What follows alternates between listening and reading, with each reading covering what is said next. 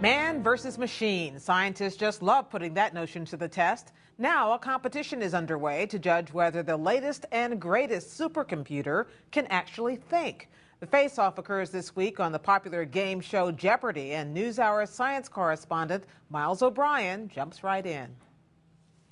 Now, I'm not a guy to make a lot of excuses, but I didn't get much sleep the night before I found myself here, getting ready to play Watson, arguably the smartest computer in the world, in a game of Jeopardy. Same category, 1200. Okay. That's David Ferrucci, Watson's proud papa. So you're looking at about 10 racks of Power 750. So there's 10 racks. There's 90 what they call Power 750 servers. He introduced me to his silicon progeny. So overall, there's about 2,880 cores in that system, about 15 terabytes of RAM. But, you know, for those of us who don't have a doctorate in computer science, Watson is equivalent to about 6,000 high-end home computers. But the secret sauce is the software that gives Watson the ability to understand language like no computer ever has. Kathleen Kenyon's excavation of this city mentioned in Joshua showed the walls had been repaired 17 times. Watson. What is Jericho? Correct. Well enough to play Jeopardy at the highest level, with top money winner Brad Rutter and Ken Jennings, who won 74 games in a row in 2004. Jennings' amazing run caught the nation's attention, including some IBM executives who were looking for a follow-up to their man versus machine chess triumph. The computer they called Deep Blue beat Grandmaster Garry Kasparov in a celebrated tournament in 1997. They wondered if a machine could beat the best humans at Jeopardy. We knew it would be hard. We knew it wasn't going to be easy, but to have an opportunity to get the resources to sort of push the limits and advance the technology was just irresistible. Getting machines to truly understand language is the holy grail of a field called artificial intelligence. You know, making computers more like us, able to comprehend, learn, and solve problems. In the early days of computing, it seemed so easy. I confidently expect that within 10 or 15 years, we will find emerging from the laboratories something not too far from the robot of science fiction fame.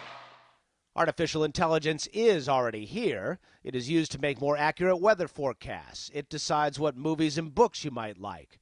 But a computer that can match human intellect remains an elusive goal. There's still no machine that can solve everyday commonsensical problems. Marvin Minsky of MIT says that with a healthy dose of chagrin. He's one of the fathers of artificial intelligence, and he told me his colleagues got on the wrong track a few decades ago, trying to create a single mathematical model of the human brain. I'm a little disappointed that most people look for the magic bullet. What's the trick that will make machines more intelligent? And it seems to me that we know from brain science, if you look at the brain, it's like 40 different computers.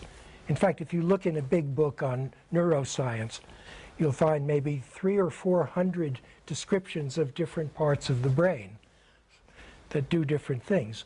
That's the way David Ferrucci sees it. He and his team of 24 wrote many formulas or algorithms to teach Watson language skills. Language is not going to emerge from a silver bullet. There's not going to be one algorithm that just understands language. It's going to be lots of different algorithms. They're going to look at and interpret the language from different perspectives, and somehow we're going to be able to combine them. It took 4 intense years for them to write all the algorithms that make the machine Ken Jennings ready. The behind-the-scenes drama played out in the PBS Nova special, The Smartest Machine on Earth.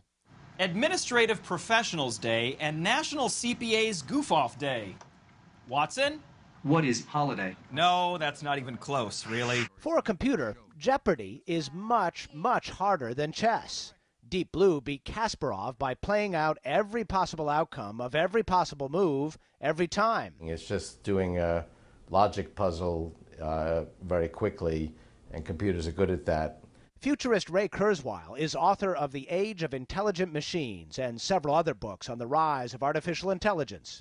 He's impressed with Watson's ability to understand something as nuanced and complex as human language. It gets a query involving metaphors and puns and similes and jokes and other cultural references. It has a wide knowledge base. It can parse these complex statements that have different attributes are organized in a hierarchical fashion. Watson cannot be connected to the internet when it plays Jeopardy. Wouldn't be fair. So the team filled its memory banks with the entire World Book Encyclopedia, Wikipedia, the Internet Movie Database, much of the New York Times archive, and the Bible.